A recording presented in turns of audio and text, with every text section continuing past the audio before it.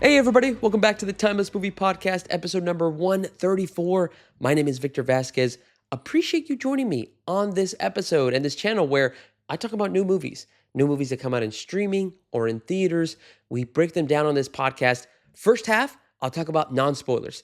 That way, if you guys want to get an idea as to whether you want to check it out, I'll cover the plot. I'll give you a little bit of insight as to what I was feeling and my opinions about the movie. And then I'll even recommend whether you should check it out or skip it.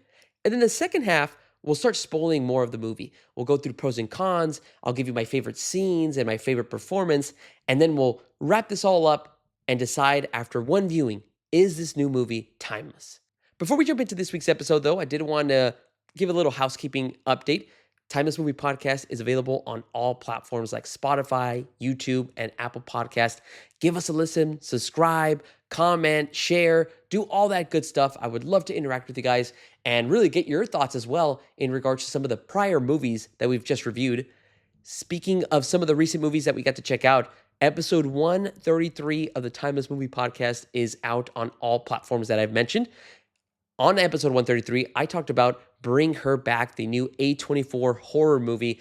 And man, was it the scariest movie that I've seen so far?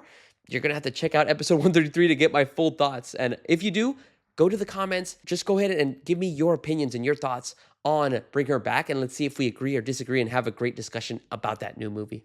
All right, let's go ahead now and transition into this week's movie, in which we are talking about the new film from Lionsgate from the world of John Wick, Ballerina. That is a long title. I am not going to keep saying that as I go along this podcast, so I'm just going to stick with calling it Ballerina. But this is a spin-off from the John Wick universe. Now, before we talk a little bit more about this movie, I just kind of want to give you a little bit of background. I really love the John Wick universe. All four films were pretty much hits for me. If I were to rank them, I would say probably John Wick 1 and 4 are pretty much 1A and 1B. Then I would put John Wick 3, and then last place is John Wick 2. I enjoyed that one, but, just things about it wasn't as memorable as some of the other films. And so those have been really some of the most epic action movies that have come out over the last decade. And so once John Wick 4 wrapped up, I thought, okay, well, this universe is pretty much done. There was rumors of different spin-offs and things that have come out, but I wasn't really interested in like a show. And then I heard that Ana de Armas was attached to this movie, and she was actually going to be playing a character that was, again, maybe adjacent to a John Wick in this universe. So I saw the trailer that came out a couple months ago, and I was in.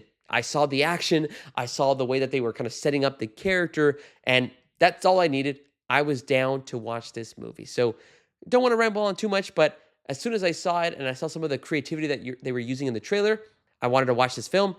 And then more importantly, they included John Wick. So I was also curious, what was John Wick's part to play in this movie? So now that I got to check it out on opening night, let's go ahead and now jump over to the non-spoiler section of the podcast. That way I can kind of give you some high-level thoughts.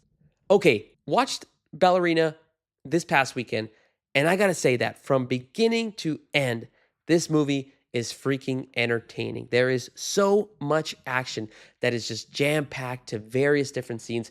Right from the beginning of the movie, you see characters just getting into these crazy fights, all the way up until the end where you see Eve, the main protagonist, played by Ana de Armas. She is just going through and wrecking shop against all of these different types of members of this tribe. So I really enjoyed this movie overall. There was some crazy action sequences. Again, very creative, very different from what we've seen before in the John Wick franchise. And also, Ana de Armas is just a badass. You get to see a little bit of her action if you've seen No Time to Die in the James Bond series. She did really good in that specific scene that she was in.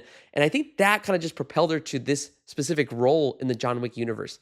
Yeah, she just completely looked like a person that I could believe being an assassin, being somebody that can just take out hordes of people. So the action alone is enough for me to tell you that this is just an enjoyable experience.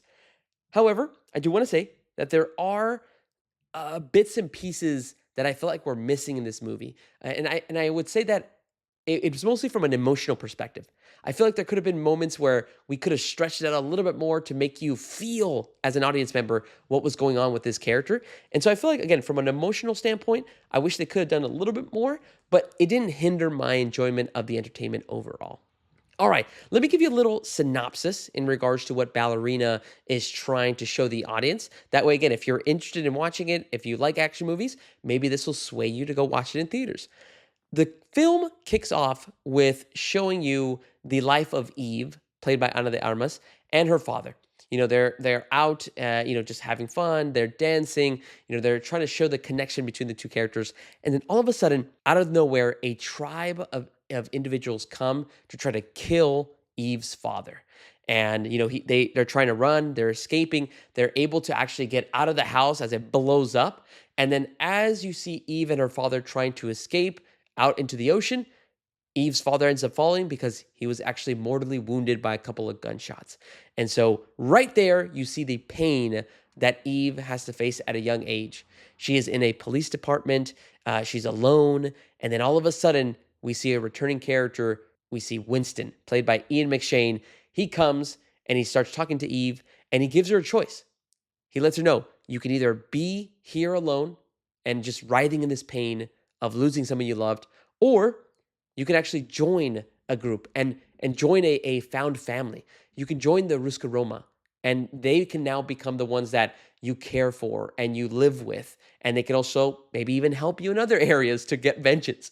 And so that's the choice that she is given. And what does Eve do? She ends up deciding to join the Ruska Roma. She trains to become a protector, but also a killer as well. And now she is just hell-bent on trying to find the tribe that killed her father. However, as she goes into this situation of trying to get revenge, she risks having a war break out between this tribe and the Ruska Roma. And there's also another assassin that is sent to try to kill her. I wonder who that assassin might be. So I'll leave it at that. That is the initial setup of Ballerina.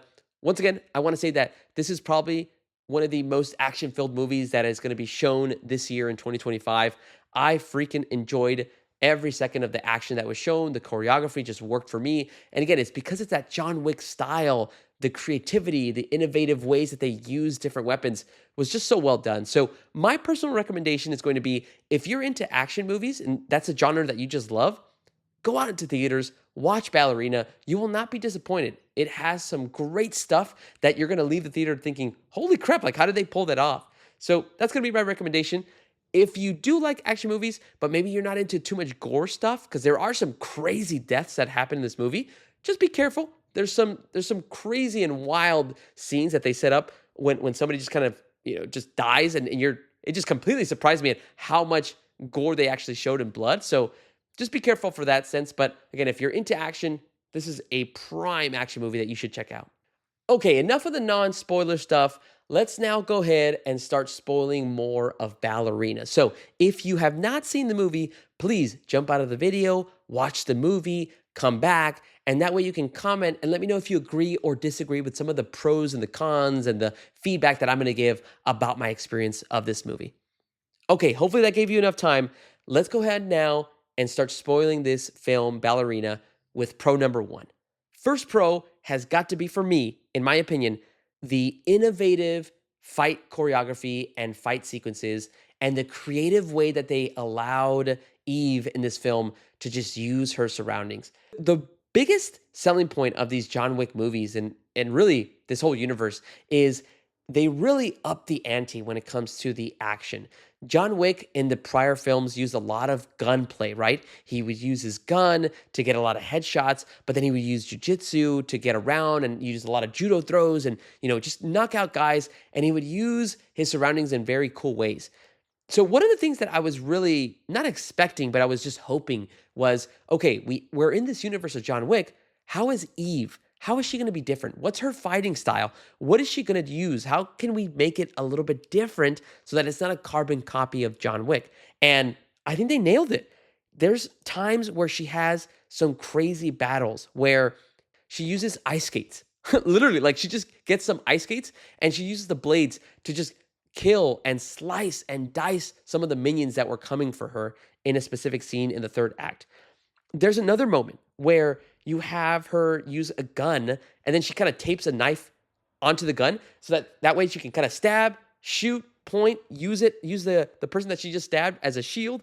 And so she's just doing all this crazy stuff. So I was really in love with the stunts and how different it felt from prior John Wick movies. Again, that's all you can ask for is you can just kind of ask for something a little bit unique. That way it doesn't feel like, oh, okay, I've seen this before. And I gotta say, there is a moment in the movie where Ana de Armas as Eve has a flamethrower battle. I don't think I've ever seen in a movie. Again, please take this with a grain of salt because again, I have not seen all action movies in the history of movies, but I cannot think of a scene where I see two people, each with flamethrowers, shooting flamethrowers at each other or shooting flames. Really, it just seemed my brain could not comprehend. Like, what am I watching? Like, each person is shooting a flame at each other, and the way that they filmed it just looks so epic. They would use slow-mo in a very unique and cool way. That way it would show you, look, this is very dangerous. Our stunt people are in a very critical situation. So I really loved how they did that. And I cannot forget Eve in this movie uses her surroundings in such a way where there's a point where she has no bullets, no guns. So what does she do? She finds grenades and she uses those grenades to basically take out a gang of different types of cult members of this tribe. And she uses some of these grenades to pull off some of the most gruesome and gory deaths in the John Wick universe. My goodness, it was, again, such a thrilling experience to see all of this go down. And it just kept topping itself scene after scene. So that's going to be my long-winded first pro. The creativity that they used in Ballerina was awesome because it felt fresh and it felt new in this universe. Second pro that I wanted to jump into is the set design and the production that they used in Ballerina. Every single set that Eve was in just felt so cool. There's this one club that was called Minus 11, and it basically tried to mimic a place that was just super cold. So when you see Eve go into the club, you could see her breath every time she's talking, when she's breathing. But even the action sequence that she's able to pull off in that Minus 11 club was just freaking awesome. And again, the coloring that they use, it was all blue, again, making it feel like they're in some type of a icy place. And then flip over to a different type of a set where this cabin that's under fire, they threw a couple of grenades, everything is burning up. And then you see Eve just use a couple of different types of weapons. Like I think she had a katana and she was slicing up these minions all in one take. And then she just falls to her knees after she takes everybody out. And everything, the house is just burning up around her. That looks so realistic. And again, it didn't look CG, which I really appreciate. I love in these types of John Wick movies how they try to keep everything as practical as possible. And so gotta appreciate when they do that, not only for the action, but also for the production. All the sets, everything that Eve was walking around, even in this little city called Halsat, where the cult and the tribe was a part of, everything just felt like it was an actual place that you could visit and you could touch and feel. And I really love when movies stick with that kind of a production, realistic and authentic feel. So again, got to give a shout out to the entire production team for Ballerina for setting up these very cool sets and designs throughout the movie. Third pro for me in Ballerina is going to be the score of this movie. Got to give a quick shout out to Tyler Bates and Joel J. Richards. Both of these men have returned actually for the John Wick universe. They actually scored the movie of John Wick 3 and John Wick 4, and now they have come back for Ballerina. So props to these guys because the score was awesome. And again, scores, they're always audible in the actual movie, right? You're always hearing some type of sound. But I love how it just mimics what is going on in Eve's story. Whenever she's walking around, whenever she's trying to figure out her next play, the score kind of slows down and it kind of mimics what she is going through emotionally as well. And then when she actually starts kicking ass and being a badass, that's when the music picks up. And there's some awesome score and music that is used in those scenes when she's using grenades, the flamethrower. It just is so well done. It is just used to perfection when it comes to all those full throttle moments that she experiences. And I just really appreciated that. So again, shout out to Tyler Bates and Joel J. Richards. And again, Tyler has made some of the best music that I have loved over the last couple of years. He actually made one of my favorite scores, which was for Guardians of the Galaxy. So again, wanted to give a quick shout out that the music was really a good standout for me in this movie. We're not done with the pros though. Got another pro for you here. I wanted to call out that I really loved the use of John Wick, the character himself. I'm not gonna lie, and I forgot to mention this a little bit before. I was a little worried that they were gonna include too much of John Wick because again, I wanted this to be Eve's story. I wanted her to have the majority of the screen time, to be the focus, to really be the one that is trying to get vengeance. And I wanted John Wick to just be used sparingly. And the team actually pulled it off. They included him in a scene that kind of connected Ballerina to John Wick 3. And they eventually kind of just showed John Wick at the beginning and then eventually only brought him back at the end. And what I love most is that they actually used him to almost be the antagonist of the movie because, at this point in the third act, Eve is tracking down the cult. She is tracking down the tribe that killed her father. And what do they do? They actually call in the Baba Yaga. They need the Baba Yaga to take down Eve and stop her from taking out the entire tribe in this city. And so he ends up coming over to Hallstatt and ends up becoming, again, the antagonist. He's the one that has to hunt down Eve. And he only comes out for a couple of minutes. But what I love most is that he comes out and he still kind of delivers on the message of the movie, which is he's trying to tell Eve, you have a choice. You can leave. You don't have to go through with this. Because if you do, then I'm going to have to kill you. And John Wick, being as skilled as he was, he could have killed Eve at any point in time. And he showed her that. But instead, try to teach her a lesson. You have to choose. You have a choice. And so what does Eve choose? She chooses to stay in the city. She wants to get vengeance. But she pleads to John Wick, I need to get revenge. And John Wick understands. Because in the first movie, he got revenge as well. And so, again, the way that they used John Wick, they didn't have to overfill us and show us, hey, look, you remember him? You remember how badass John Wick was? They didn't have to do that. This is Eve's story. And so, again, that was a pro for me. All right, those are all the pros that I wanted to call out in regards to Ballerina. However, there are a couple of cons that I wanted to call out. So let's go ahead now and talk a little bit more in depth as to what really brought my experience down just a little bit. The first con I got to call out is the emotional aspect of this movie. Something just did not hit when it came to the emotion. And it's really weird because when I think about some of these types of movies that, when they start off with something very key and critical for the protagonist to go through, something that is very traumatic, it usually hits me in a way where, yeah, I'm on your side. And again, I was on Eve's side, but what happens at the beginning is Eve loses her father. This tribe, this cult that is really the villains of the movie, they come and they try to kill Eve's father. And they're able to shoot him, they're able to kind of hurt him as much as possible, and he ends up passing away. But what was so weird is that after that happened, I didn't really feel much. And that could be me. I am very well known against my brother and my friends where when we see emotional aspects in a movie, it doesn't really affect me as much. I know that it's just a story that's being told. And, there's very rare cases where something really gets me to get teary-eyed and really feel so sad. And in this film, I just didn't feel it. I could still connect with Eve, but I just couldn't connect with the loss of her father. And it's so weird because in the first John Wick movie, I feel like that's what really worked for me.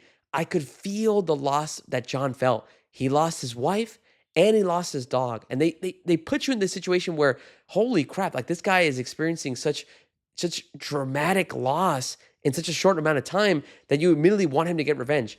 As compared to Eve, I didn't feel that same way. And I think that a part of it could have also been that Eve's father was already an assassin. So he was already a very skilled and tactical person that could take out and protect himself and protect Eve.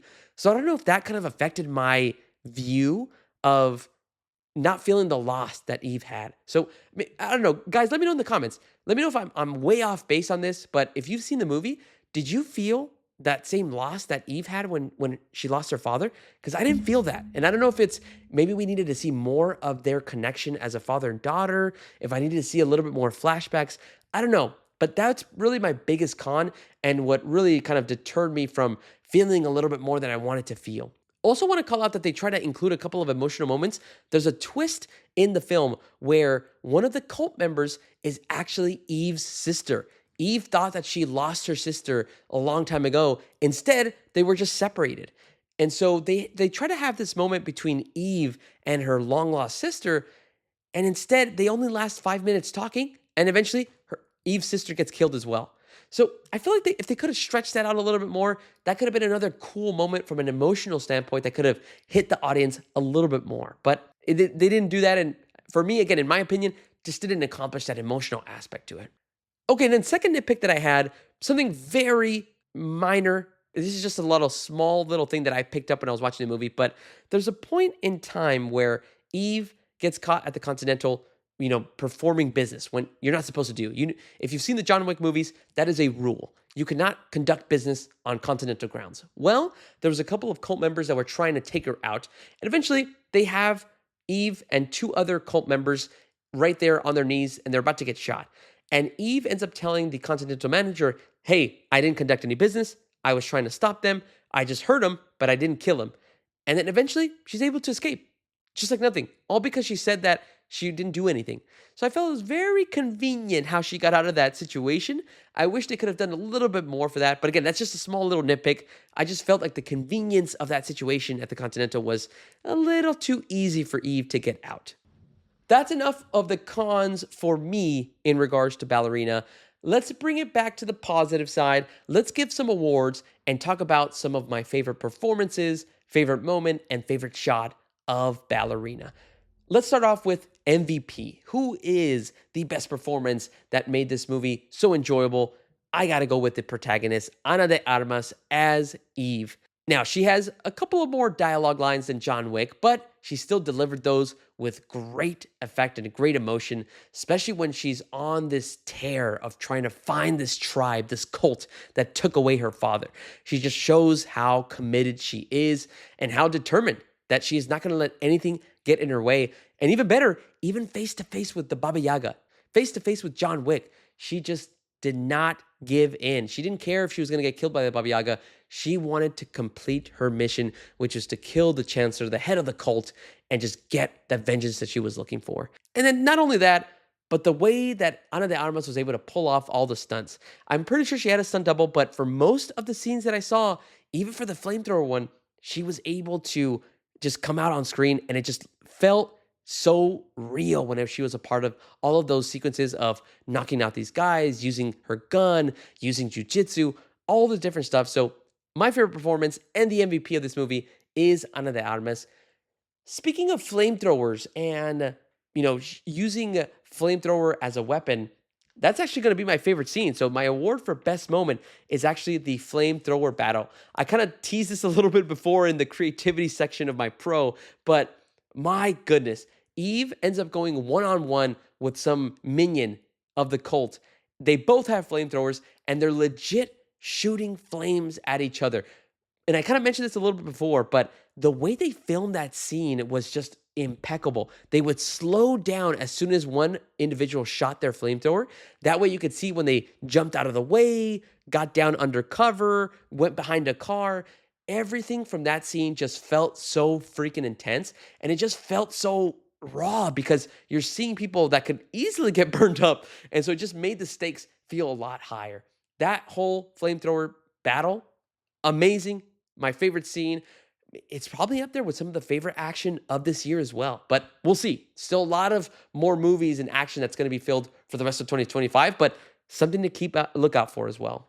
All right, and then to close this out for awards, let's talk about the favorite shot or best shot and frame of Ballerina.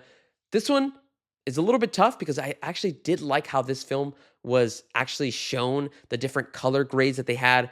But if I had to choose one, I'm going to choose the one where Ana de Armas as Eve is walking through the -11 club. She is confident. This is her first mission, and she is just walking through the people, and it kind of just does a little slow-mo. I think they show this scene in the trailer, but that one scene, the color around her, the blue of the club, her walking with her nice coat, it just looked perfect. And that just kind of makes me feel like, yeah, this is what symbolizes the Ballerina film for me.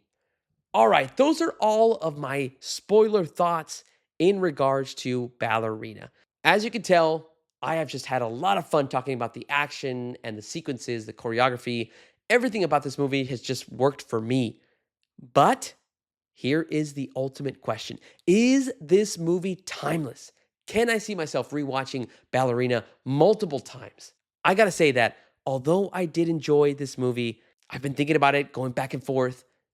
I gotta say that Ballerina, as of today, June 7th, is not a timeless movie. And that is very tough and very hard for me to decide on. But the reason I think it's not timeless is because the emotional piece of it. Again, I just talked about it in my con section, but I gotta be honest.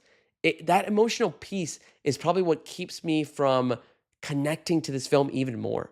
And also something I forgot to say in the con section, I also felt like there wasn't a character from a villain perspective, an antagonist perspective that was really entertaining. The previous John Wick movies, there's always an antagonist. There's always a character that apart from John Wick, there's a character that you just enjoy seeing, and they have this charisma and this energy. And in this film, you had Ana de Armas, but you didn't have a villain. You didn't have an antagonist that was entertaining to hear and to see what they were trying to do. And so that could also be a piece as to why I don't think this movie is timeless. Now, the action itself, now that I can pull up a scene anytime, and I would love to see that flamethrower battle. I'd love to see Ana de Armas as Eve go through and kill these minions with grenades, with some gruesome deaths. But again, apart from that, I will say that it is on the cusp of being timeless, but just didn't get there. But what I always like to say, guys, in all of these podcasts is, this is just my opinion. I want to hear from you. What do you think about Ballerina? Have you had a chance to check it out in theaters? Are you going to go watch it? If you do, come back to this channel in the comments. Let me know. Do you agree or disagree with my decision about this movie being timeless? All right, everybody. Thank you so much to all those that stayed all the way through to listen to my full thoughts about Ballerina. My name is Victor Vasquez. This has been episode number 134 of the Timeless Movie Podcast. Make sure to check out the next episode of the podcast because we're going to be talking about a live action remake of How to Train a Dragon. That is right. It is around the corner. I am very interested to see how this one will play out. I really like the animated version of it. We'll see if the live action can live up to those expectations. All right, everybody. Appreciate you guys listening, and I'll talk to you guys on the next episode.